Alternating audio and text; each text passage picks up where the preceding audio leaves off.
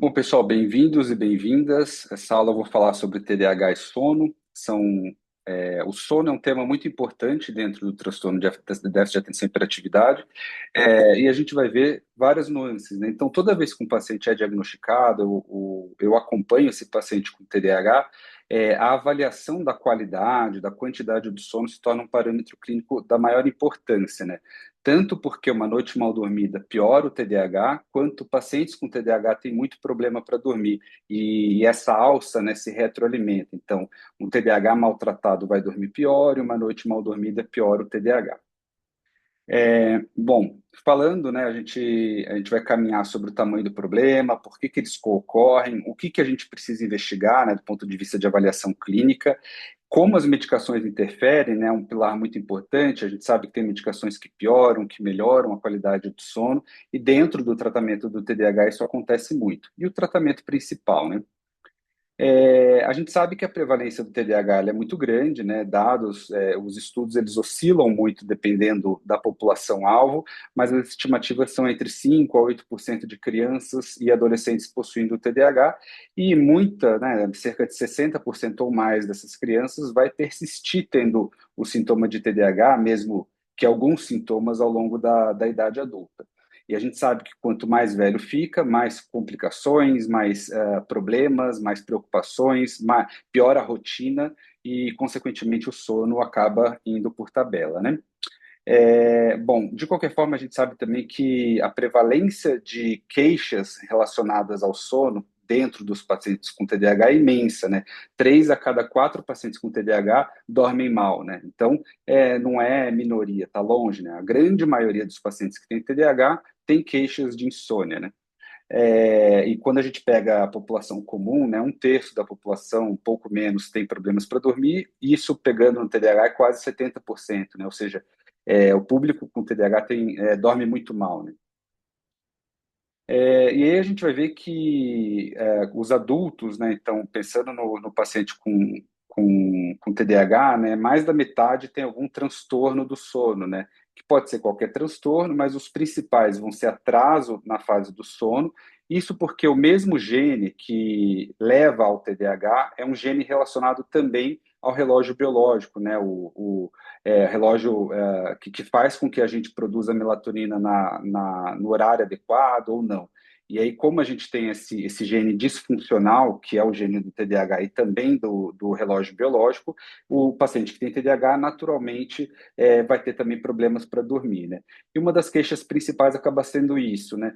E a gente também tem outras explicações mais básicas até, né? O paciente com TDAH ele tende a ser desorganizado, opositor, é um paciente, entre aspas, mais rebelde, que demora para ir para a cama, que gosta de fazer atividades que têm gratificação imediata, né, uso de telas, ou seja, é um paciente que tem uma série de características que fazem com que cada uma dessas características já cause problema para dormir, elas somadas muito mais.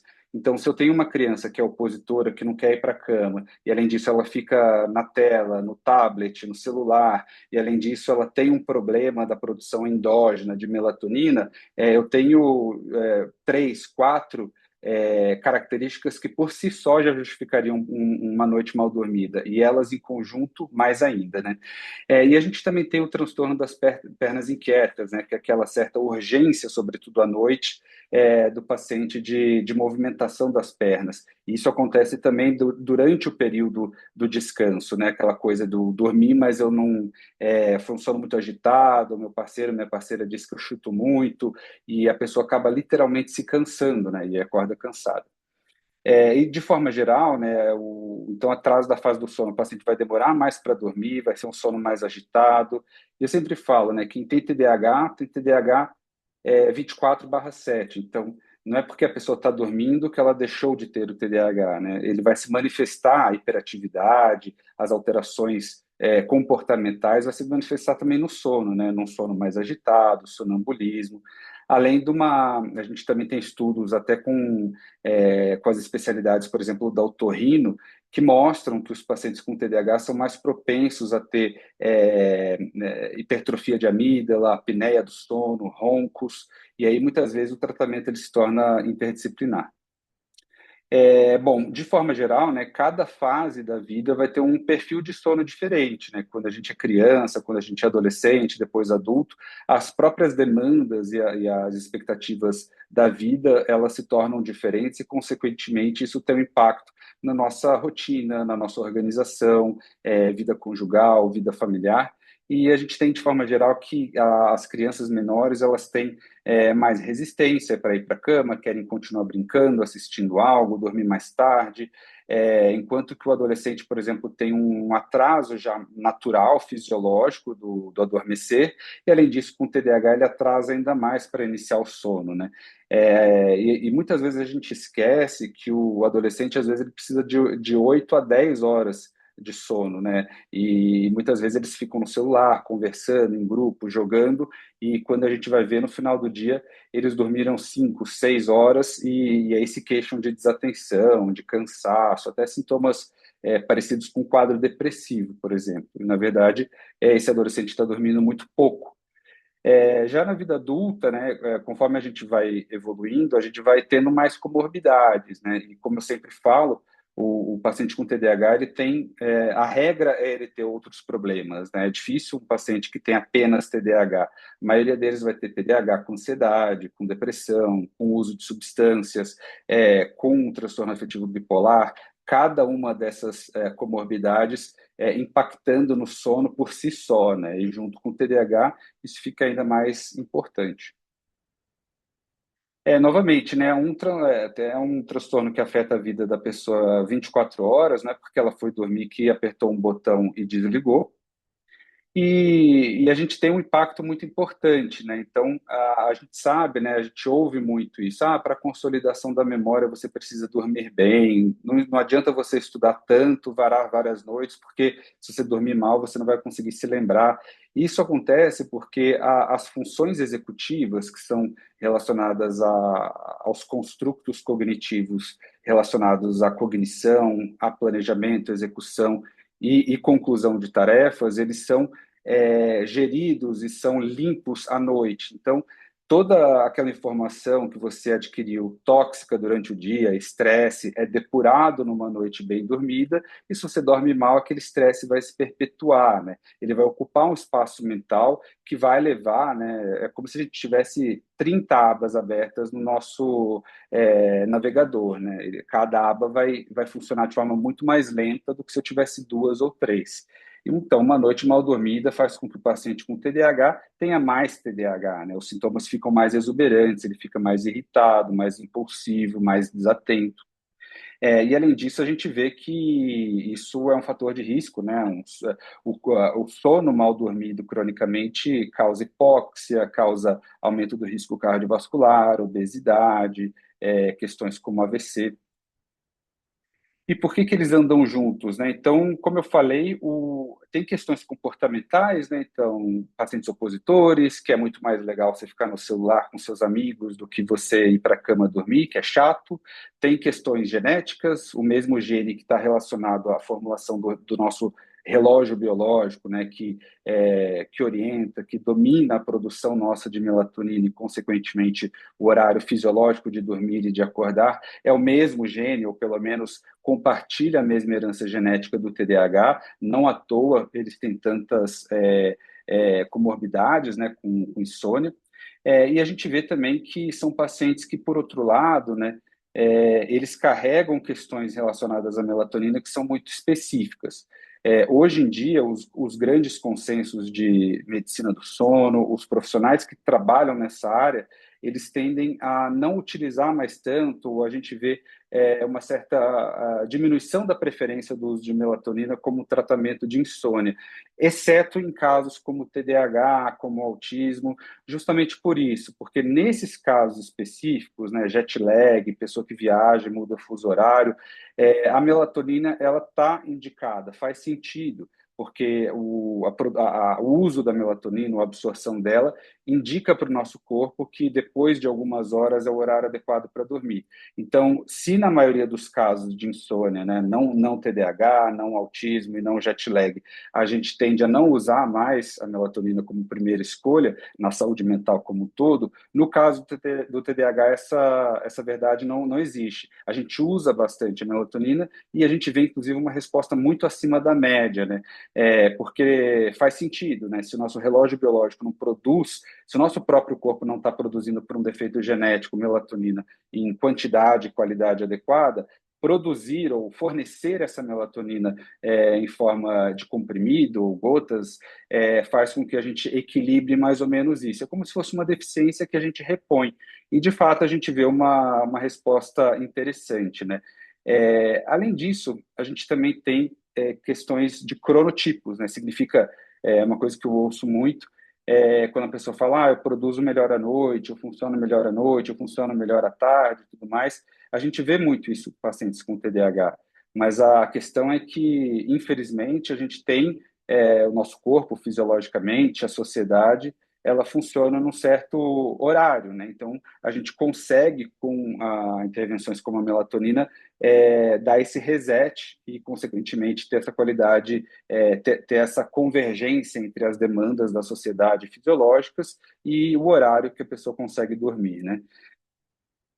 Então, os estudos mostram, como eu falei, né, o Gene Clock, o nome é sugestivo, que é do inglês relógio, é um gene associado à produção, né, de melatonina, ao horário que a pessoa vai dormir, ele está alterado no TDAH. Então, se o paciente com TDAH tem esse gene alterado, ele vai ter problemas em relação ao horário de adormecer, né? Isso daí é importante porque essa herança genética guia muitas vezes o tratamento como a própria melatonina, né?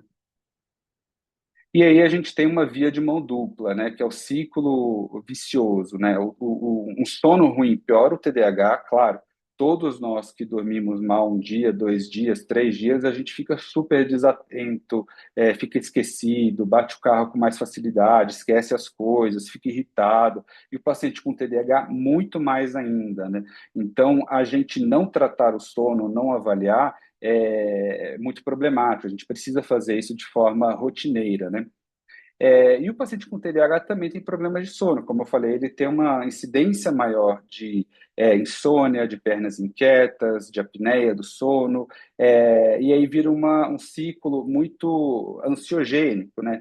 Eles falam, puxa, dormir se tornou uma coisa aversiva, porque eu vou demorar, eu vou dormir mal, eu vou acordar cansado, e aí o comportamento de ir para a cama se torna algo muito aversivo.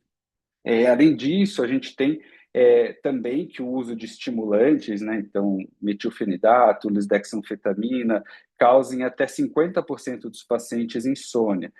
Por outro lado, a gente também tem estudos falando que o uso de estimulantes, em alguns casos, né, na outra metade, faz com que os indivíduos com TDAH durmam de forma mais profunda e melhor. Então, a gente não pode generalizar, a gente tem que falar que sim, é um efeito comum dos estimulantes, muito comum, talvez o mais comum deles, só que em outra grande parcela ele até melhora, né? Não é uma coisa que contraindica. E o que a gente vai procurar, né? Então, pensando no ponto de vista de sono, né? O que a gente precisa investigar? Ronco, né? É um dado mais subjetivo e até objetivo do ponto de vista do parceiro ou da parceira, né? Muitas vezes a pessoa que tem apneia, que é aquela cessação da respiração por conta de uma questão anatômica, né? A língua vai para trás ou o pescoço tem uma circunferência muito grande, às vezes questões até anatômicas e genéticas, obesidade.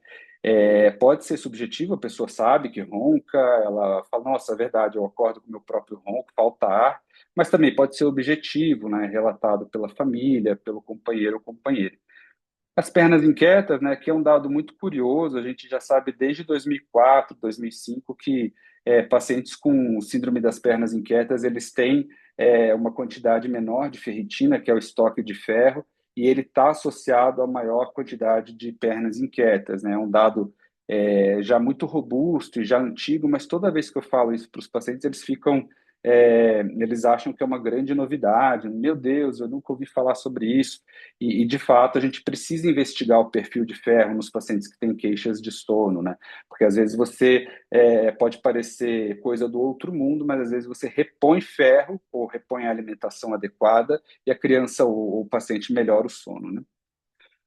Outra questão é aquela coisa, né? Dorme muito tarde, acorda tarde, então são atrasos da fase, né? A cronobiologia que melhora bastante com melatonina, e a questão comportamental, como rotina familiar caótica, resistência para ir para a cama, outros transtornos como narcolepsia, que é a entrada do sono REM de forma abrupta durante o dia, né? A pessoa está fazendo suas atividades normais, de repente ela entra no sono REM do nada, né? Os cochilos do nada, né, que a pessoa até cai, que é a cataplexia. E a hipersonia, que muitas vezes o paciente até dorme ok, mas ele se queixa de uma fadiga, de um cansaço crônico, né? E a gente não pode se esquecer também das questões de saúde mental, né? Os estimulantes, eles causam, sim, insônia, então isso precisa ser avaliado na hora que a pessoa toma o estimulante, na hora que o estimulante para de fazer efeito. E as comorbidades, ansiedade, depressão também pioram a qualidade do sono, uso de substância, né? Os estimulantes, cafeína, álcool. Hoje em dia, muitos energéticos, né? O pessoal usa bastante. E aí a gente tem, né, que crianças e adultos também com TDAH têm mais apneia obstrutiva do sono, né? A gente vê muito isso, muitos otorrinos que são atualizados e que sabem clínica também, eles sabem que às vezes a tonsilectomia, a cirurgia de adenoide, de desvio de septo, muitas vezes, entre aspas, até corrigem um TDAH, né?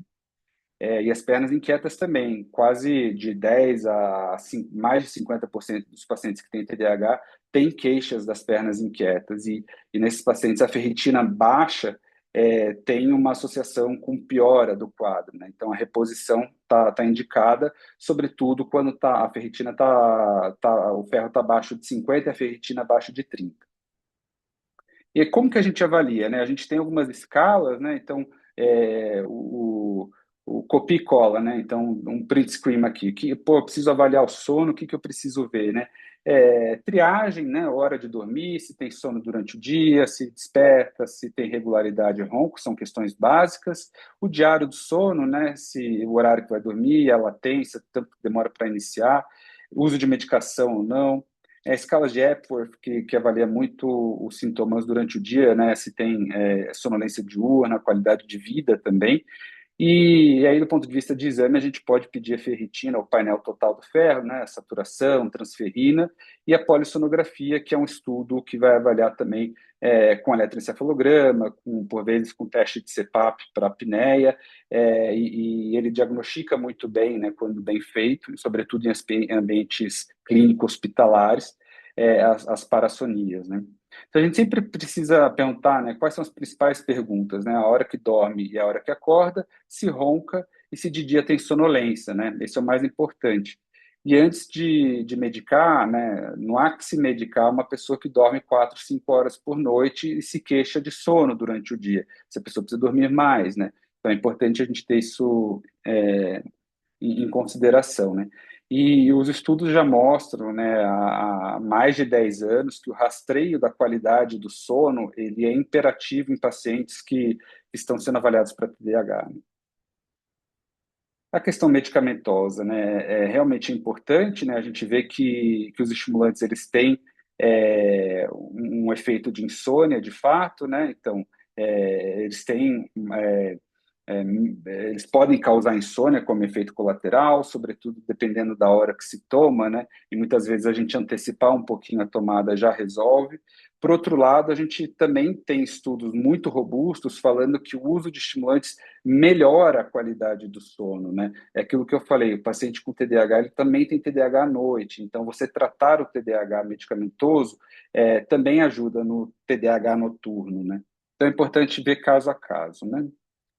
Em alguns casos, né, pacientes que têm essa questão muito importante em relação ao usou o psicoestimulantes, ou Venvance, Ritalina, e o sono piorou, pode piorar bruxismo, por exemplo, a gente utilizar e avaliar o uso de não estimulantes, né?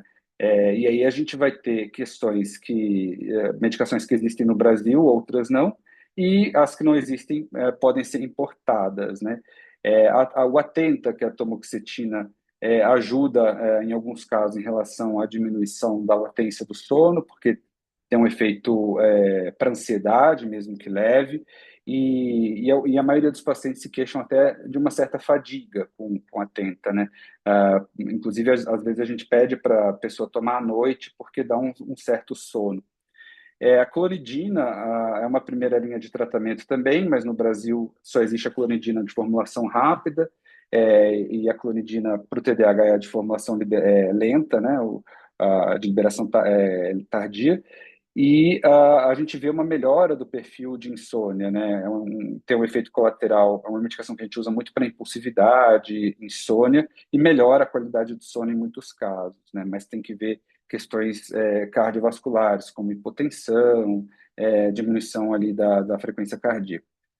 A guanfacina, a gente vê que é um intunível, né, não existe no Brasil, mas a gente tem alguns casos de sedação, sonolência, muito utilizada para desatenção e desregulação do humor.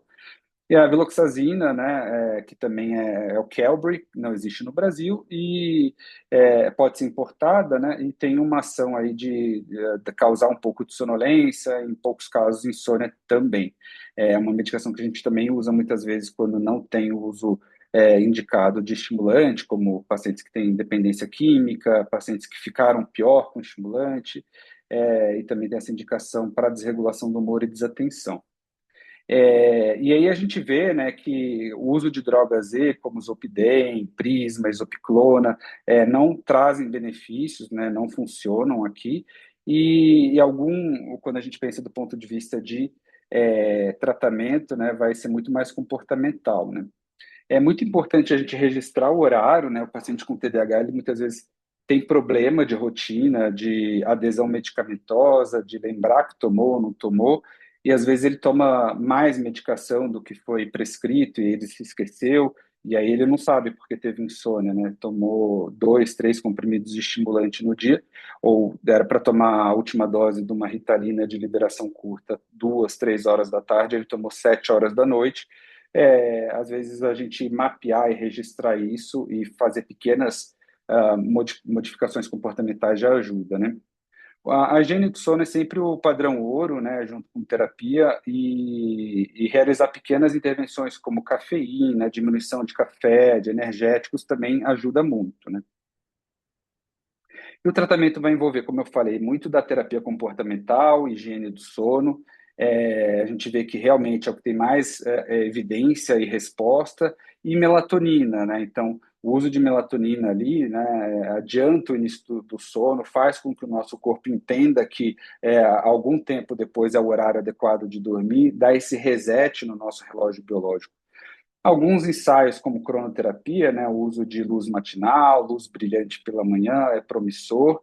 E é importante a gente também lembrar que o padrão ouro é a terapia comportamental, né? Hoje a gente tem consensos e protocolos de TCC, que se chamam TCC-I, para insônia, né? É o padrão ouro. E tratar um transtorno de base, né? O indivíduo que tem uma ansiedade muito importante, que a cabeça fica preocupada a noite inteira, que tem um quadro depressivo, precisa tratar essa ansiedade, essa depressão também. E aí, pacientes que têm questões específicas, como apneia, desvio de septo, encaminhar para um otorrino e por aí vai. E aí a gente vê que 2 consultas já mudam muito, né? Poucas intervenções que a gente faz, como estratégias de higiene de sono, de diminuição de substância, em 2 encontros clínicos ali já tem um padrão de melhora importante. A outra questão é a melatonina, né? Há muito tempo a gente via crianças usando doses cavalares de melatonina, né? Às vezes até 20 miligramas e tudo mais, e aí a família respondia, dizia que, nossa, mas não melhora por nada, até piorou, sente uma sonolência diurna muito grande, mas é porque a dose é imensa, né? Como qualquer hormônio, se a gente dá uma dose muito grande, o nosso corpo joga fora, entende que aquilo é excessivo. Então, a dose para melatonina é muito baixinha, né? Para adultos, por exemplo, é 0,5 miligrama, 0,5, utilizado bem antes de dormir, né? Não é aquela coisa que você vai tomar e vai deitar. Você vai tomar 3 horas antes do horário adequado. e a melatonina é muito segura, né?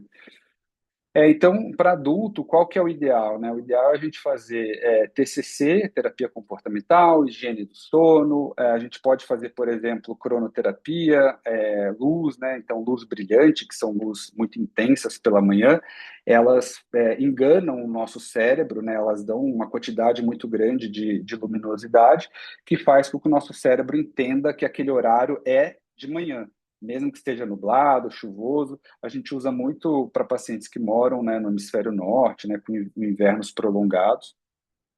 E 8 hábitos que têm evidência científica e que realmente acaba sendo. Eu entendo que por vezes é difícil e complicado em paciente com TDAH, né, porque o paciente é um paciente típico que não quer dormir cedo, que gosta de ficar no celular, que gosta da gratificação imediata, que muitas vezes faz uso de polissubstâncias. Então, assim, realmente é um paciente que tem todas as características para dormir mal, né? Sejam comportamentais ou genéticas. E tudo que a gente vai fornecer de indicação, de orientação, vai contra isso, né? Ou seja, o horário, sempre acordar no mesmo horário, tentar dormir no mesmo horário, ter uma rotina, né? Então, toma um banho quente, relaxante, uma leitura, uso de luminosidade mais baixa, uma luz mais quente. Previsibilidade, né? Então, usar blackout, diminuição de barulho, né? Aquela coisa da poluição sonora, white noise, o ruído branco, né? Então, ruído de chuva, ruído de passarinho, acaba sendo de muita serventia. Tirar a tela do quarto, né? Então, não ter videogame, televisão no quarto, computador, café só até o início da tarde, 1, 2 horas da tarde, e suspender depois, e usar a cama apenas para dormir e atividade sexual, né? Não ficar na cama jogando, não ficar na cama conversando, é um ambiente apenas para dormir e atividade sexual. Também lembrar que a atividade física ajuda muito, né? Sobretudo a atividade física realizada até umas 4, 5 horas da tarde, né? Tem alguns pacientes com TDAH, eles ficam muito agitados quando se faz atividade física muito, muito à noite, né? Então, assim, 5 mensagens que são importantes, né? Que o problema de sono são a regra no TDAH. Quase todo paciente com TDAH ele vai ter problema com sono, seja porque ele tem um comportamento opositor, porque ele não gosta de dormir cedo, porque a genética dele é bagunçada, porque ele é ansioso, porque ele toma um remédio e o remédio ajuda no TDAH, mas piora o sono. Então, sempre vai ter, sempre investigar e a cada consulta ver se tem um problema relacionado ao sono, se esse problema está melhorando ou piorando. A melatonina é um dos poucos casos em que a gente usa hoje, sempre em baixa dose. Melatonina gotas, por exemplo, de 0,21, 2 gotinhas antes de dormir já ajuda muito. O sono e o TDAH se retroalimentam, né? Uma noite mal dormida piora muito o TDAH, um TDAH piorado faz o sono ficar ruim. E os estimulantes pioram muitas vezes o sono, mas podem melhorar e deixar o sono mais profundo e adequado em alguns casos, né? Lembrar que medicações como Zolpidem, Exopiclona, benzodiazepínicos não melhoram a qualidade do sono do paciente com TDAH. O tratamento vai ser sempre comportamental e o uso de melatonina. E, do ponto de vista comportamental, sempre higiene do sono, terapia cognitivo, protocolo de TCC para insônia, melatonina em baixa dose, luz pela manhã, né? Então, tá chuvoso, pode usar aparelhos que vendem em sites como Mercado Livre, Amazon, de 10 mil lumens, 10, 15 minutos pela manhã. Uso de white noise, né? Tem aparelhos também que se vendem super baratinhos, com barulho de passarinho, barulho de chuva. É muito usado para bebê, né? Para acalmar bebê. Diminuição de luminosidade também, então colocar blackout, janela com ruído, se você mora numa metrópole barulhenta, igual São Paulo, e avaliar questões como apneia, obesidade, né? Então, às vezes tem questões clínicas e até cirúrgicas envolvidas, né? E é isso, pessoal. Então, TDAH e sono é sempre algo da maior importância. A regra é que vai existir uma insônia no paciente com TDAH e o tratamento vai melhorar o TDAH, bem como o tratamento do TDAH melhora a insônia. Um abraço e é isso. Qualquer dúvida, estamos aí. Aqui as redes, né? Se tiver alguma questão, algum ponto, fico à vontade.